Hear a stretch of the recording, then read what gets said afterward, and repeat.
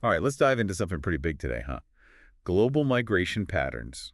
We're going to try to make sense of it all.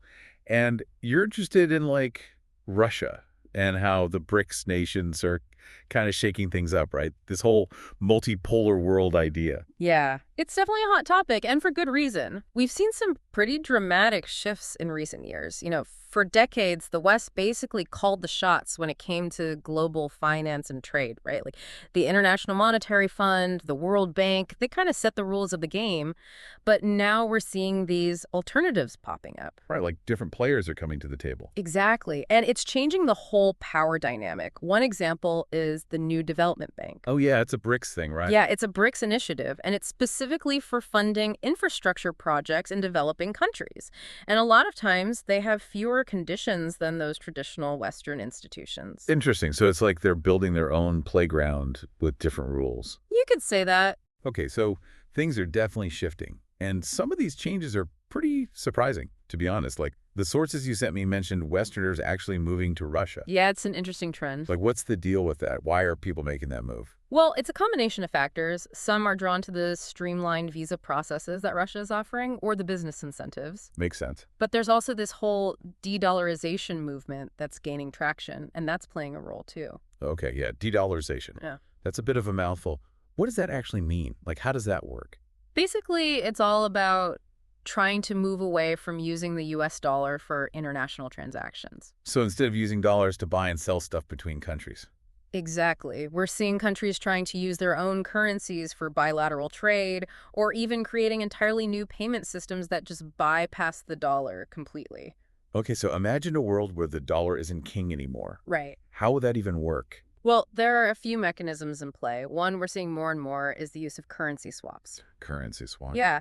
So basically, two countries agree to exchange a certain amount of their own currencies at a fixed rate.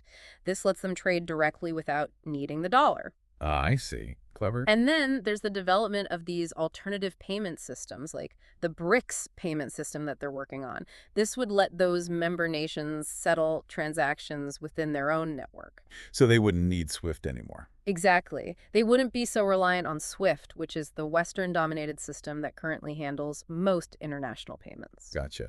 So instead of one big currency boss, we could be looking at a system with like multiple currencies all competing for influence. What would that do to the global economy? Yeah, that's the big question, isn't it? There are a lot of potential consequences to consider. On one hand, moving away from this dollar-centric system could lead to more what we call regional economic blocs. Countries within those blocs would trade more amongst themselves and be less reliant on Western economies. So more balance, maybe. Potentially, yeah, more balanced trade relationships. But, there's also the flip side. This kind of shift could also bring more instability to global markets, more uncertainty. It's a bit of a gamble then. In a way, yeah. Okay, so this move towards a multipolar world, it's like a double-edged sword. Could be good, it could be bad, who knows? It's definitely complex. Now, speaking of things that are kind of complex, let's talk about this BRICS alliance a bit more. Who are the big players in this group, and what are they really aiming for? Right. So BRICS stands for Brazil, Russia, India, China, and South Africa. Got it? And these are all major emerging economies. I mean, they have huge populations, tons of resources. Their main goals, at least what they say publicly, are to increase cooperation and development among the member nations. They also want to change global governance institutions, like the ones we talked about earlier, to make them more representative. So they want more of a voice at the table. Exactly. And ultimately, they want to foster a multipolar world order. Okay, so that recent summit they had in Kazan, that seemed like a pretty big deal. What were some of the key takeaways from that? Yeah, that Kazan summit was definitely a moment for the BRICS nations to flex their muscles, so to speak. It showed how much economic and political clout they're gaining. So what happened there? Well, there were a number of significant developments. We saw agreements to expand trade in their local currencies, which goes back to that de-dollarization idea we were talking about. They also launched some new financial instruments, like the BRICS bond, and get this, they even discussed creating a BRICS rating agency. Wow. So they're really serious about this. Yeah, they want to challenge the dominance of Western credit rating agencies, which they see as biased. They're literally building their own systems and trying to reduce their reliance on Western institutions. Like their own little universe, right? A parallel system. It's a bold move, for sure, and it's definitely shaking things up in the global economy. For a lot of countries in the global south, BRICS is looking like a real alternative to the Western-dominated system. It's pretty amazing how all these economic shifts are also changing, where people are moving too, you know? Mhm. You were talking about Russia trying to attract Western migrants earlier. Yeah. It just seems so counterintuitive. What's driving that? Why would Russia want more Westerners, and what are they offering to get them to come? It's a complex situation. From a purely economic standpoint, Russia wants to bring in skilled workers, entrepreneurs, people who can boost their economy. It helps them counter the effects of those Western sanctions, too. Okay, that makes sense. So they're offering things like easier visa processes, tax breaks for businesses, even housing assistance in some cases. But it's not just about the practical stuff. The source material I was looking at also talked about cultural factors. Oh, interesting. Like what? Well, it seems like some Westerners are feeling disillusioned with what they see as a decline in traditional values back home, and they're looking for a more stable, more culturally conservative environment, and they see that in Russia. It's like they're looking for something that they feel is missing. So it's kind of a push and pull thing happening, right? The West is going through its own internal struggles, and places like Russia are saying, hey, come on over, we've got what you're looking for. Yeah, that's a good way to put it. And that brings us to the personal stories, the people who have actually made this move. Hearing about their experiences can really help us understand what this shift towards a multipolar world actually looks like on the ground. What's it like for the people who are living it? Yeah, let's hear what they have to say. So in the stuff you sent me, there are some interviews with Westerners who've actually moved to Russia. Oh, yeah, I saw those. And it's really interesting to see how, what they're saying kind of reflects those big global shifts we've been talking about. Right, it's always more powerful to hear it from people who are actually living it, right? Not just the theory. Totally. So one thing that comes up a lot in those stories is this sense of culture shock. Yeah, I can imagine. Which makes sense. I mean, they're moving to a country with a completely different language, different customs, different social norms. Definitely a big adjustment. Oh, yeah. Just figuring out how to deal with the bureaucracy, everyday life stuff, it can be a real challenge. I bet it takes a pretty resilient person to just pick up and move like that. For sure. But here's the thing. A lot of them talk about feeling relieved, too. Like they're glad to be away from what they see as all the negativity and cynicism in Western media and politics. Interesting. So it's not just about escaping something. It's also about finding something new, something that's missing. That's it. Yeah. There's this appreciation for the slower pace of life in Russia, Yeah. the focus on family, community values, that sense of stability they feel there. There's one interview. This guy was a tech entrepreneur in Silicon Valley. Oh, wow. Talk about a change. Right. He was totally burnt out on the whole pressure to constantly innovate, the crazy competitive work culture. Now he runs an organic farm in rural Russia. Says he's found a peace and purpose he never had back home. Wow. That's a pretty powerful story. It makes you wonder if it's like a symptom of something bigger. Yeah. Like, are people just exhausted with how fast-paced and individualistic life is in the West? Yeah, maybe. The source touches on that, too, this disillusionment with Western politics, especially among people who lean more towards traditional values. They feel like their voices aren't being heard, like their way of life is under threat. And Russia is basically saying, hey, we get you. Come on in. Yeah. Presenting themselves as the defenders of those values. Exactly. But, we got to be careful about generalizing too much. These are just individual stories, right? It's not the same for everyone. Right, of course. The source even mentions that some people really struggle to adapt to life in Russia. Language barriers, feeling isolated, dealing with bureaucracy, that kind of stuff. Yeah, it's a good reminder that no place is perfect, no matter how good it might seem from the outside. Mm-hmm. There are always challenges when you move to a new country.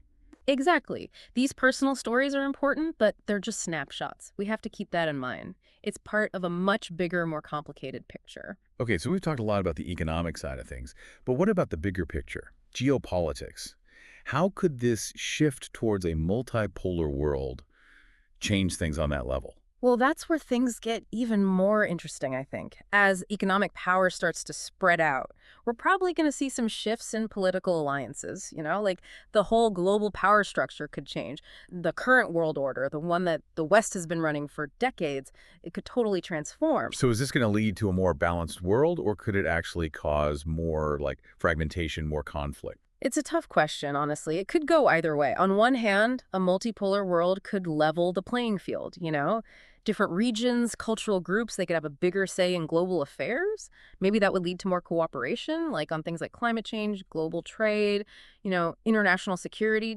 It would be great to see countries working together more, especially on issues like climate change. Totally. But there's also the risk that it could just make things more fractured. Competing power centers, all fighting for influence, that could just make existing tensions worse and lead to more regional conflicts. So it kind of depends on whether countries choose to like work together or just look out for themselves. Exactly. Leadership and diplomacy are going to be key. The decisions world leaders make in the next few years, they're going to have a huge impact on how this all plays out. We're living through a pretty pivotal time in history, that's for sure. It's fascinating to watch it all unfold, but we've been talking about all this big picture stuff. What does it actually mean for like the average person? For you and me, trying to make sense of this crazy world. So we've talked about a lot, huh? Cracks in the system, BRICS rising, people moving to Russia, trying to find something new. But like, what does it all mean for us, regular people trying to figure out this crazy world? It's the million-dollar question, right?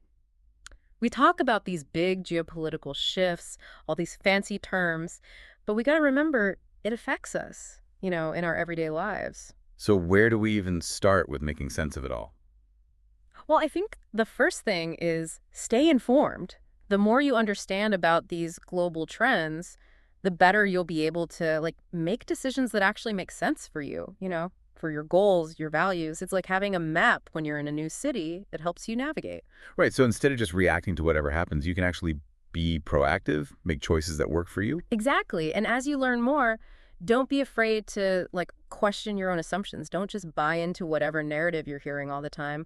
Look for different perspectives, different opinions. Be open to the idea that there's more than one way to see the world. It's so easy to get stuck in that echo chamber, especially online with algorithms and all that. Totally. But seeking out different viewpoints, it can help you break out of that and form your own opinions. Opinions that are actually like well informed. Exactly. And this whole shift toward a multipolar world, it means we're going to be encountering a lot more of those different perspectives, which is a good thing. It makes us think more critically. So it's like a challenge, but a good one. Right. This might sound like a lot of work, though. Are there any like personal benefits to all this change? Oh, definitely. I mean, as things change, new opportunities pop up too. Think about it. As economic power shifts, new markets could open up, new industries, even new ways to connect with people, collaborate across borders. So instead of being scared of the change, we can also look for the good stuff. Right. This isn't just about surviving. It's also about seeing the potential, the innovation, the growth that can come from all this.